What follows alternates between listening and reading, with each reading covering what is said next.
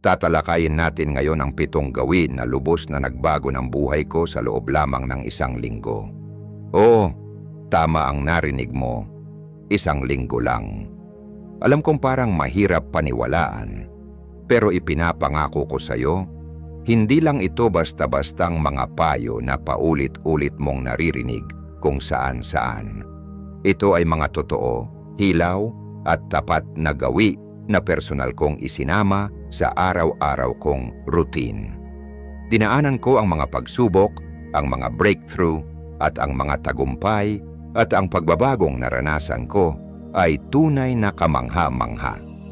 Hindi na ako makapaghintay na ibahagi ito sa iyo dahil napakalaki ng naging epekto nito sa buhay ko. At naniniwala akong maaari rin itong makapagpabago sa buhay mo. Kung gusto mong mapataas ang iyong produktibidad, mapabuti ang iyong kalusugan sa pag-iisip, o kaya'y makagawa ng positibong pagbabago sa araw-araw mong buhay, makakatulong sa iyo ang mga gawaing ito. Kaya kumuha ka ng tasa ng kape, umupo ka ng komportable, at sabay tayong sumisid sa usapan. Pangako, gugustuhin mong manatili hanggang sa dulo dahil ang mga gawin na ito ay hindi lang basta konsepto. Ito ay praktikal at maaaksiyonang mga hakbang na pwede mong simulan kaagad ngayon din. Bukod pa riyan, ibabahagi ko rin ang ilan sa aking mga personal na kwento at mga pananaw mula sa sarili kong paglalakbay. Isang tapat at walang halong pagpapanggap na pagtingin sa kung paano gumana para sa akin ang mga gawaing ito. Kaya't huwag na nating patagalin pa. Simulan na natin. Gawin number 1, paggising ng maaga. Ang unang gawin na tunay na nagbago ng buhay ko ay ang paggising ng maaga. Sa totoo lang, hindi talaga ako isang morning person. Ang kama ang pinakamatalik kong kaibigan noon, at hindi ko na mabilang kung ilang beses kong pinindot ang snooze button araw-araw. Laging magulo ang umaga ko, parang palaging habol sa oras, at pakiramdam ko'y mali agad ang simula ng araw ko. Pero napagpasyahan kong bigyan ng pagkakataon ang paggising ng maaga, at masasabi kong isa ito sa pinakamalaking pagbabago sa buhay ko. Sinimulan ko sa pamamagitan ng pagtatakda ng alarm clock sa 5:00 ng umaga. Sa unang mga araw, sobrang hirap. Pakiramdam ko'y pinipilit kong bumangon habang antok na antok pa ako. At iniisip kung sulit ba talaga ito. Pero nagpatuloy ako. At pagdating ng 3 araw, may kakaibang nangyari. Nagsimula kong ma-appreciate ang katahimikan at kapayapaan ng maagang umaga. May kung anong mahika sa pagising habang natutulog pa ang buong mundo. Dahil sa dagdag na oras sa umaga, nagkaroon ako ng panahon para sa mga bagay na dati hindi ko mabigyan ng oras, konting ehersisyo tulad ng stretching o maikling pagtakbo sa paligid, na hindi lang nagpukaw ng antok, kundi nagbigay rin ng lakas para sa buong araw. Naglaan din ako ng ilang minuto para magnilay at magtakda ng intensyon para sa araw. Malaki ang naitulong nito sa pananaw ko at sa pagiging produktibo ko. Ang isa pang benepisyo ng paggising ng maaga ay hindi na ako nagmamadali. Nagkaroon ako ng sapat na oras para sa masustansyang agahan, dahan-dahang pag-inom ng kape, at maayos na pagpaplano ng araw. Dahil dito, naging mas kalmado, mas organisado, at mas may kontrol ako sa oras ko. Isa sa mga karanasang hindi ko malilimutan ay nang mapanood ko ang pagsikat ng araw mula sa aking balkonahe. Isang simpleng sandali na puno ng kagandahan. Habang nagbabago ang kulay ng langit at unti-unting nagigising ang mundo, nakaramdam ako ng malalim na pasasalamat at kapayapaan. Dito ko tunay na naunawaan ang kapangyarihan ng maagang paggising. Alam kong hindi ito para sa lahat, pero hinihikayat kong subukan mo rin ito, kahit 1 linggo lang. Magsimula sa 15 minutong mas maaga kaysa karaniwan at unti-unting dagdagan. Baka magulat ka sa laki ng positibong epekto nito sa iyong buhay. Hindi lang ito tungkol sa mas mahabang oras sa araw, kundi sa paggamit ng mga oras na iyon para simulan ang araw mo ng mas may saysay, mas intensyonal, at mas makabuluhan. Gawin numero 2. Araw-araw na ehersisyo. Ang ikalawang gawin na tunay na nagbago ng buhay ko ay ang araw-araw na pag-eehersisyo. Sa totoo lang, hindi naman talaga ako palaging aktibong tao. Noon lahat ng dahilan ay nasasabi ko para umiwas sa pagwo-workout. Pagod ako, wala akong oras, bukas na lang ako magsisimula. Pamilyar ba? Pero isang araw napagdesisyonan kong tama na. Nangako ako sa sarili ko na gagalaw ako araw-araw sa loob ng 1 linggo. At ang resulta, nakakagulat. Nagsimula ako sa maliit na hakbang, 20 minuto lang bawat araw, salit-salit na yoga, jogging at strength training para hindi ako mabagot at mawala ng gana sa kalagitnaan.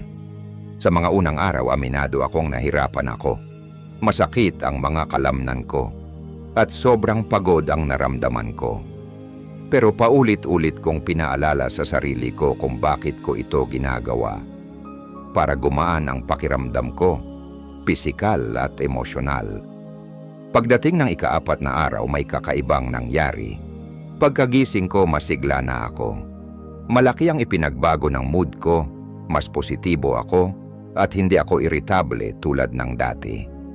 Napagtanto ko na ang 20 minutong ehersisyo kada araw ay hindi lang tungkol sa calories o sa pagpapalakas ng katawan. Ito pala ay oras para sa sarili ko, para bitawan ang stress, at para palakasin ang katawan at isipan ko sa pamamagitan ng endorphins. Isang umaga, naalala kong sinuot ko ang sapatos ko para tumakbo. Malamig at malinaw ang panahon, at habang tumatakbo ako, nakaramdam ako ng kalayaan at linaw ng isipan na matagal ko nang hindi nararanasan. Parang ako lang, ang kalsada at ang sarili kong mga iniisip. Yung koneksyon sa sarili ko at sa paligid ko ay sobrang lakas, isang pakiramdam na tunay na nagbibigay lakas. Unti-unti ko ring napansin ang pisikal na pagbabago. Umayos ang postura ko, mas malakas ang katawan ko, at gumanda ang overall fitness ko. Pero ang pinakamalaking pagbabago ay nasa isip ko. Naging oras ko na ang pag-eehersisyo para putulin ang koneksyon sa mundo at ibalik ang koneksyon sa sarili ko. Hindi na ito isang obligasyon, kundi isang anyo ng self-care. Isa rin sa mga highlight ko ay nang subukan ko ang yoga sa unang pagkakataon. Dati, nag-aalangan ako. Akala ko hindi ako sapat na flexible o baka hindi ito tunay na workout. Pero matapos ang ilang session, na-in love ako. Tinuruan ako ng yoga na maging present, huminga ng malalim, at pakinggan ang pangangailangan ng katawan ko.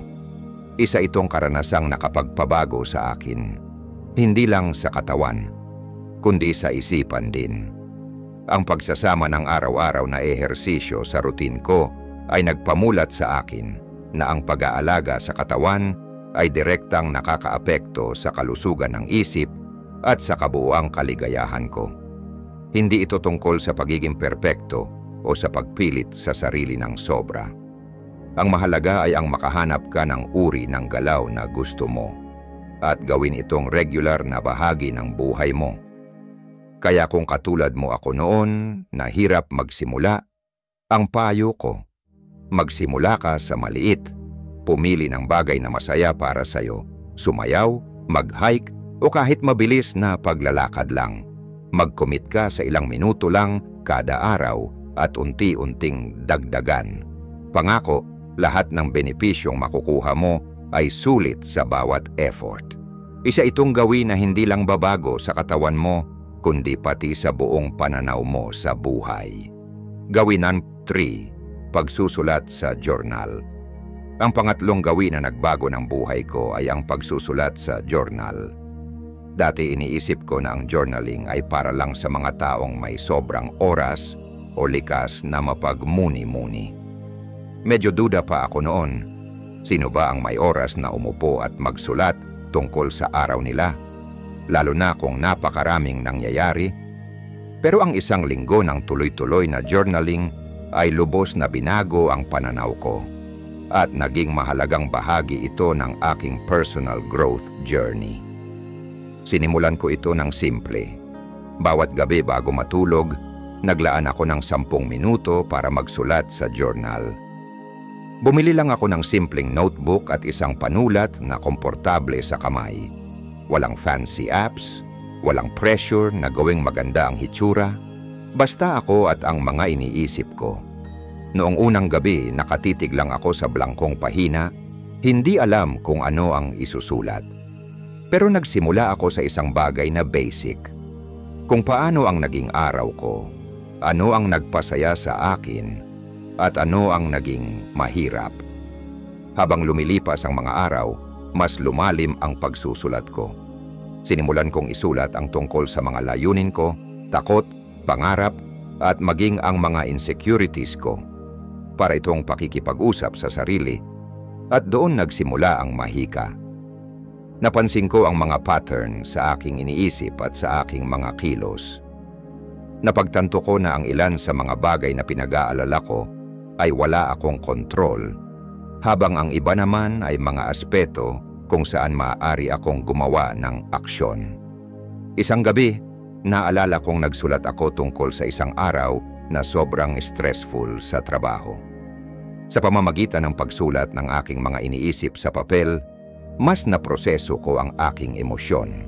Inisa-isa ko kung ano ang eksaktong nagdulot ng stress, paano ako naapektuhan, at ano ang magagawa ko ng iba sa susunod. Ang simpleng pagsasanay na ito ng pagninilay ay nakatulong sa akin na magkaroon ng linaw at mas makontrol ang aking emosyon. Isa pang makapangyarihang aspeto ng journaling ay ang pagsubaybay sa aking progreso. Sinusulat ko ang mga maliliit na tagumpay at milestones, gaano man kaliit ang mga ito. Kapag binabalikan ko ang mga entry, napupuno ako ng sense of accomplishment at mas lalo akong nai-inspire na magpatuloy. Halimbawa, naisulat ko ang tungkol sa isang presentation na kinabahan ako pero pinaghandaan ko ng husto. Ang makita ang proseso ng paghahanda ko at ang positibong resulta sa journal ay sobrang nakapagbigay ng lakas ng loob. Naglagay din ako ng gratitude section sa journal ko. Araw-araw nagsusulat ako ng 3 bagay na ipinagpapasalamat ko.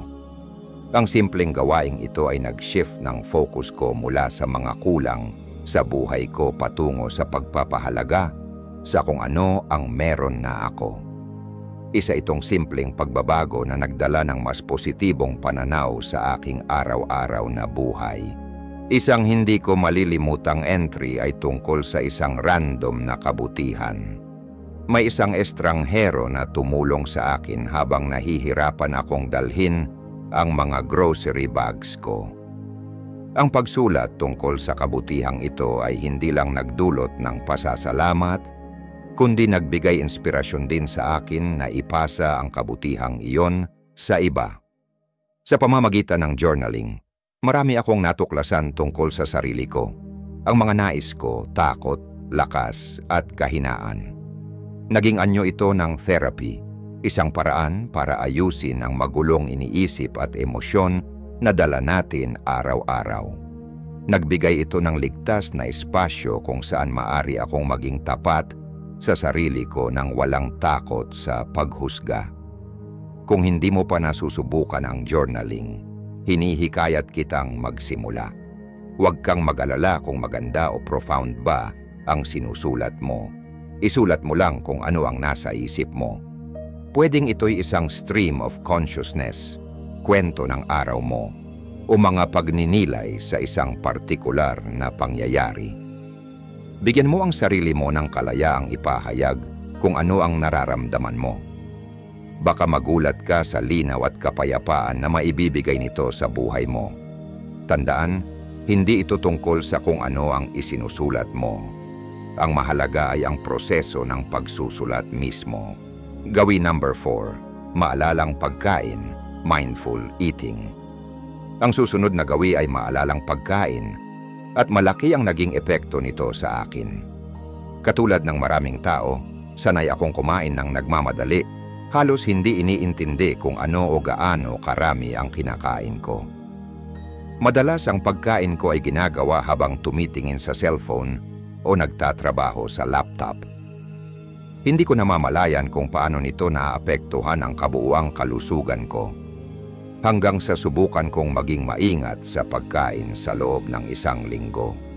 Ang mindful eating ay ang buong pagbibigay pansin sa karanasan ng pagkain at pag-inom, parehong sa loob at labas ng katawan. Ito'y tungkol sa paglasap ng bawat subo, pagtukoy sa lasa, tekstura, at maging sa tunog ng pagkain. Kaya nagdesisyon akong gawing mas intensyonal ang bawat pagkain. Sinimulan ko sa pamamagitan ng paghahanda ng espasyo para sa sarili ko. Nilinisan ko ang lamesa, inayos ang plato at kubyertos, at tinanggal ang lahat ng distractions. Walang telepono, TV o laptop. Noong una, parang kakaiba ang tumahimik habang kumakain, pero kalaunan, naging isa itong nakakakalma at makabuluhang ritual. Bago magsimula kumain, huminga muna ako ng malalim ng ilang beses para ituon ang sarili sa kasalukuyang sandali. Isa sa mga unang bagay na napansin ko ay kung gaano ko mas na-enjoy ang pagkain ko. Inukol ko ang oras para tikman at pahalagahan ang bawat subo. Mga pagkaing ilang beses ko nang kinain ay bigla kong nadiskubreng may kakaibang sarap, tulad ng langot-ngot ng sariwang gulay o ang tamis ng hinog na prutas. Parang bigla akong kumakain sa high definition. Isa pang malaking pagbabago ay ang pakiramdam ng kasiyahan pagkatapos kumain. Sa pamamagitan ng mabagal at maingat na pagkain, nabibigyan ng oras ang katawan ko para sabihin kung busog na ako. Noon dahil sa mabilis kong pagkain, madalas ay napapasobra ako. Pero ngayon, nakikinig na ako sa senyales ng gutom at kabusugan, kaya mas konti ang nakakain ko pero mas busog ang pakiramdam ko. Isang di ko makakalimutang karanasan ay ang simpleng mangkok ng oatmeal. Dati, binibilisan ko lang itong kainin. Pero ngayong maingat na ako, nilasap ko ang malinamnam nitong lapot at ang banayad na tamis ng pulot na inilagay ko sa ibabaw. Naging sandali ito ng pasasalamat at katahimikan na nagtakda ng positibong tono para sa buong araw. Napansin ko rin kung paano ako naapektuhan ng iba't ibang uri ng pagkain. Ang mga processed food ay madalas nagdudulot ng kabigatan at kabag, habang ang mga sariwa at natural na pagkain ay nagbibigay ng sigla at gaan ng pakiramdam. Ang kamalaya na ito ay nagdulot sa akin ng mas malusog na mga pagpipilian, hindi dahil pinipilit ko ang sarili, kundi dahil mas nararamdaman ko ang epekto sa katawan ko. Bahagi rin ng mindful eating ang pagkilala sa emosyonal na koneksyon natin sa pagkain. Nagsimula akong matukoy kung kailan ako kumakain dahil sa inip, stress o emosyonal na pangangailangan at hindi dahil sa tunay na gutom. Ang kamalayang ito ay napakalakas. Imbes na kumain agad ng merienda, natutunan kong tugunan muna ang tunay na nararamdaman. Baka kailangan ko lang pala ng pahinga, konting relaxation, o makipagkwentuhan sa kaibigan, hindi isang bag ng chips. May isang gabi na gusto kong kumain ng matamis pagkatapos ng hapunan. Dati automatic na kukuha ako ng dessert. Pero ngayon, huminto ako sandali at tinanong ang sarili ko, gutom ba talaga ako? O gusto ko lang ng gantimpala matapos ang mahaba-habang araw? Napagtanto kong hindi ako gutom, kaya pinili ko na lang uminom ng mainit na herbal tea. Isa itong maliit na tagumpay, pero ipinakita nito kung gaano kalakas ang epekto ng pagiging maalalahanin habang kumakain. Ang pagsasama ng mindful eating sa buhay ko ay isang nakapagpapabago at makabuluhang karanasan. Tinulungan nito akong magkaroon ng mas malusog na relasyon sa pagkain, pinabuti ang digestion ko, at pinataas ang kabuuang sense of well-being ko. Hanggang ngayon, tuloy-tuloy ko pa rin itong ginagawa at lubos ko itong inire-rekomenda. Kung gusto mong subukan, magsimula sa 1 meal lang bawat araw. Umupo ka ng walang distractions, huminga ng malalim, at lasapin ang bawat subo. Pakinggan ang katawan mo, ang lasa, ang tekstura, at kung paano ito nakaapekto sa pakiramdam mo. Baka magulat ka kung paano kayang baguhin ng simpleng gawin na ito ang buong karanasan mo sa pagkain. Isa itong magandang paraan para muling makipag-ugnayan sa sarili mong katawan at pahalagahan ang biyaya ng pagkain. Gawin November 5, paglilimita sa oras ng paggamit ng screen.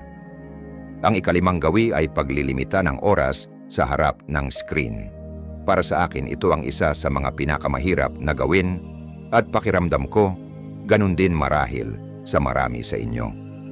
Sa mundo nating puno ng teknolohiya, napakadaling malulong sa walang katapusang pag-scroll sa social media, panonood ng sunod-sunod na palabas, o paulit-ulit na pag-check ng email.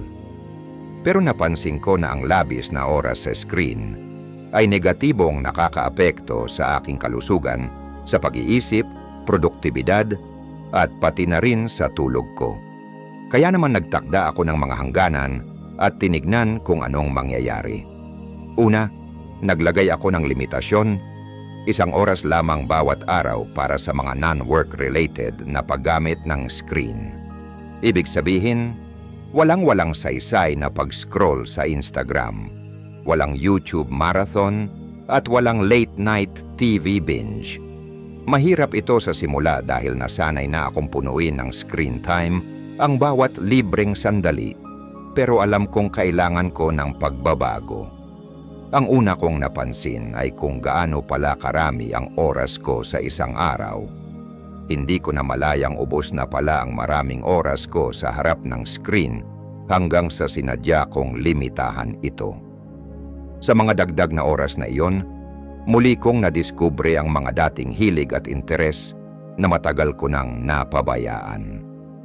Binasa ko ang isang librong matagal ko nang gustong tapusin. Nagsimulang gumuhit ulit at sinubukan pa ang magluto ng mga bagong recipe. Isang gabi, imbes na manood ng TV pagkatapos kumain, naglakad ako sa parke. Ang sariwang hangin, tunog ng kalikasan, at simpleng pagkilos ng katawan ay sobrang nakapagpasigla. Laban ito sa dating pakiramdam ng kabigatan mula sa sobrang panonood ng screen. Sa katunayan, naging paborito kong bahagi ng araw ang paglalakad, isang bagay na inaabangan ko araw-araw. Malaki rin ang naging pagbabago sa kalidad ng tulog ko. Dati, dala ko pa ang cellphone sa kama, nagso-scroll sa social media, o nanonood ng videos hanggang sa antukin. Pero sa totoo lang, lalo lang akong naging balisa at hirap matulog. Nang bawasan ko ang screen time, lalo na bago matulog, mas naging madali ang pagre-relax at pagkatulog ko. Nagsimula ako magkaroon ng bedtime routine na walang screen. Pagbabasa ng totoong libro, pagninilay, o simpleng pag-alala sa araw na lumipas. Bunga nito, naging mas malalim at mas maayos ang tulog ko at mas maganda ang enerhiya ko sa buong araw. Napansin ko rin ang positibong epekto sa aking kalusugan sa pag-iisip. Dahil wala na ang patuloy na pagbaha ng balita, social media comparisons, at digital distractions, mas kumalma ang isip ko at naging mas nakatutok ako sa kasalukuyan. Mas maayos ang pakikipag-usap ko sa iba. Mas nararamdaman ko ang presensya ng mga tao sa paligid ko. At mas lumalim ang pakikilahok ko sa mga gawain ko. Parang nawala ang isang ulap sa isipan ko. At biglang mas malinaw ko nang nakikita at nararamdaman ang buhay. Isa sa pinakadi malilimutang araw ay nang magpalipas ako ng buong hapon sa isang lokal na kapihan. Bit-bit lang ang isang kwaderno at ballpen. Isinulat ko ang mga iniisip ko, nagplano ng ilang layunin, at kahit nag-sketch ng kaunti. Napakapayapa at produktibo ng oras na iyon, walang digital na istorbo. kaya mas naramdaman ko ang koneksyon ko sa sarili ko at sa paligid. Siyempre, may mga sandaling tinukso akong bumalik sa dating gawi. Pero tuwing nahuhuli kong inaabot ko ang cellphone ko ng walang dahilan, mahinahon kong pinapaalala sa sarili ko ang mga benepisyong nararamdaman ko at pinipiling ituon ang pansin sa mas makabuluhang bagay. Ang paglilimita sa screen time ay hindi tungkol sa ganap na pagputol ng teknolohiya sa buhay mo. Ito'y tungkol sa mas balanseng paggamit at pagiging mas intensyonal sa paglalaan ng oras. Kung pakiramdam mo ay overwhelmed o disconnected ka, subukan mong maglagay ng limitasyon sa screen time. Magsimula sa pagbawas ng 1 oras bawat araw at unti-unting dagdagan ito.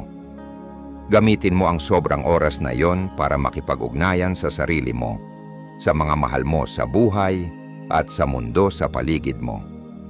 Baka magulat ka kung gaano kayaman at kahulugan ang buhay kapag mas madalas kang nakatutok sa tunay na mundo kaysa sa virtual na espasyo. At yan na ang katapusan ng ating paglalakbay sa 7 gawi na tunay na nagbago ng buhay ko sa loob lamang ng 1 linggo. Isang napakagandang karanasan, hindi lang ang pagsasabuhay ng mga gawi, kundi pati na rin ang pagbabahagi nito sa inyo. Bawat isa sa mga gawi na ito ay may kakayahang magdulot ng positibong pagbabago sa buhay ninyo at buong puso kong pinaniniwalaan na kung nagawa ko, kaya nyo rin. Kung na-inspire kayo sa kahit isa sa mga gawin na ito, hinihikayat ko kayong subukan ito sa sarili ninyong paraan. Magsimula lang sa isa, damhin kung paano ito nakaapekto sa inyo at i-adjust ayon sa kung ano ang akma sa inyong pamumuhay. Tandaan, hindi ito tungkol sa pagiging perpekto, kundi tungkol sa unti-unting pag-unlad. Maliliit na hakbang na paulit-ulit, kalaunan ay nagiging malalaking pagbabago. Gusto kong marinig ang karanasan ninyo. Mag-comment lang sa ibaba kung aling gawi ang gusto ninyong subukan o kung may mga tanong kayo tungkol sa pagsisimula. Ang mga kwento at saloobin ninyo ang bumubuo sa isang masigla at suportadong komunidad. At kung nakatulong sa inyo ang video o kwento na ito, huwag kalimutang i-like, mag-subscribe at pindutin ang notification bell para hindi ninyo ma-miss ang mga susunod naming nilalaman. May marami pa kaming tips at insights na makakatulong sa inyo sa inyong journey. Ibahagi rin ang video na ito sa mga kaibigan o kapamilya na maaring makinabang sa mga gawin na ito. Maaring ito na ang simula ng pagbabago sa buhay nila. Maraming salamat sa panonood. At tandaan, ang maliliit na pagbabago ay nagdudulot ng malalaking resulta. Patuloy tayong lumago, mag-evolve, at gawing makapangyarihang sandali ng pag-unlad ang ating araw-araw na mga gawain. Hanggang sa susunod na video, stay awesome everyone!